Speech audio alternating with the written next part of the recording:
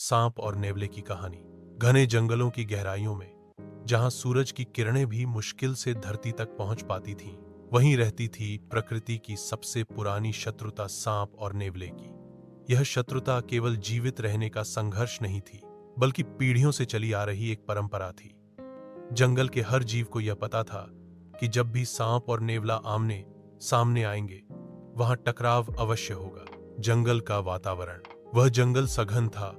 ऊंचे ऊंचे साल और सागौन के वृक्ष, बैलों से लिपटी डालियां, झाड़ियों से भरे रास्ते और पत्तों की खड़खड़ाहट। रात को सन्नाटा छा जाता था, जिसे केवल झींगुरों की आवाज, उल्लुओं की हूट और दूर कहीं से आती लकड़बग्घों की हौंसी तोड़ती। इसी जंगल के बीच बहती थी एक पतली सी नदी, जिसके किनारे कई जीव अपना बसेरा बनाते। नदी किनारे की झाड़ियों में रहता था एक बड़ा और खतरनाक सांप, कालीनाग। उसका रंग काला और चमकदार था, आंखें अंगारे की तरह दहकती।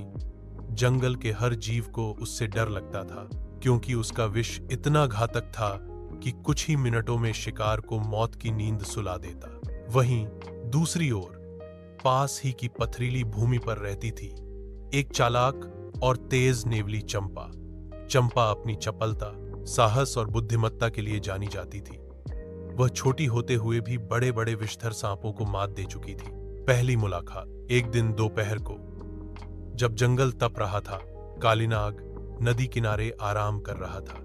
तभी झाड़ियों में से खड़खड़ाहट हुई। चंपा शिकार की तलाश में निकली थी। उसकी नजर अचानक कालीनाग पर पड़ी। दोनों की आंखें मिली। कुछ पल के लिए सन्नाटा छा गया। फिर कालीनाग ने फुफकारते हुए कहा, तो आज मेरी आंखों के सामने वही आई है जो अपने आप को जंगल की सबसे तेज योद्धा समझती है। चंपा मुस्कुराई और बोली, और मेरे सामने वही है जिसका जहर जंगल के कई निर्दोष जीवों को निगल चुका है। आज देखना किसकी जीत होती है। इस तरह उनकी दुश्मनी की शुरुआत हुई। संघर्ष की शुरुआत। पहली भिड़ंत जोरदार थी। कालीनाग ने बिजली की गति से वार किया, लेकिन चंपा अपनी फुर्ती से बच निकली। उसने पलटवार करते हुए उसकी पूंछ पर दांत गड़ा दिए। कालीनाग तड़प उठा, लेकिन उसने तुरंत अपनी लपेट से चंपा को दबाने की कोशिश की। लड़ाई भयंकर थी। झाड़ियों के पत्ते बिखर गए, मिट्टी उड़ने लगी। पास से गुजर रहे कुछ पक्षी कांप उठे और तुरंत पेड़ों की ऊंचाई पर उड़ गए। लेकिन अचानक शेर की दहाड़ गूंजी।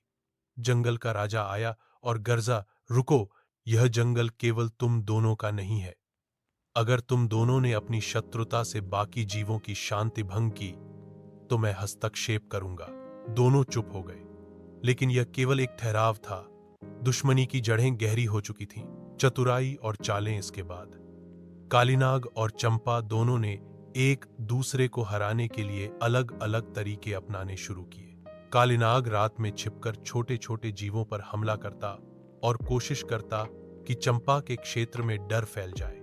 वहीं चंपा दिन में उसके बिल के आसपास घूमती, ताकि उसे चैन से सोने भी न दे। एक बार कालीनाग ने चंपा को फंसाने के लिए अपने बिल के पास कुछ गिरे अंडे छोड़ दिए, यह जानते हुए कि नेवले अंडों के शौकीन होते हैं। लेकिन चंपा इतनी मूर्ख नहीं थी। उसने दूर से ही समझ लिया और अंडों को अनदेखा कर दिया। दूसरी ओर चंपा ने अपनी चालाकी से कालीनाग का पीछा करते हुए उसकी गुप्त गुफा का पता लगा लिया। अब वह जान गई थी कि कब और कहां कालीनाग आराम करता है। निर्णायक युद्ध। एक दिन जब बारिश शुरू हो चुकी थी और जंगल की धरती कीचड़ से भर गई थी, चंपा ने कालीनाग को चुनौती दी।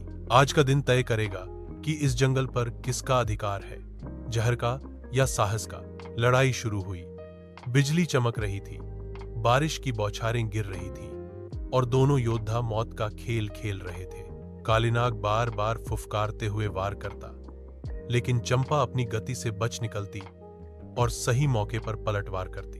अंततः जब कालीनाग थक गया, तभी चंपा ने उसके फन पर जोरदार वार किया। कालीनाग दर्द से छटपटा उठा।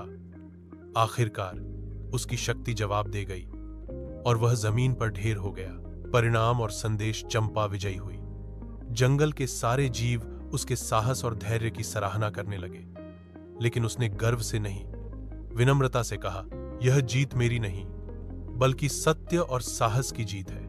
जंगल को डर और आतंक से मुक्त होना चाहिए, तभी यहाँ शांति रह सकती है। इसके बाद से जंगल में नया संतुलन स्थापित हुआ। छोटे जीव बिना डर के जीने लगे।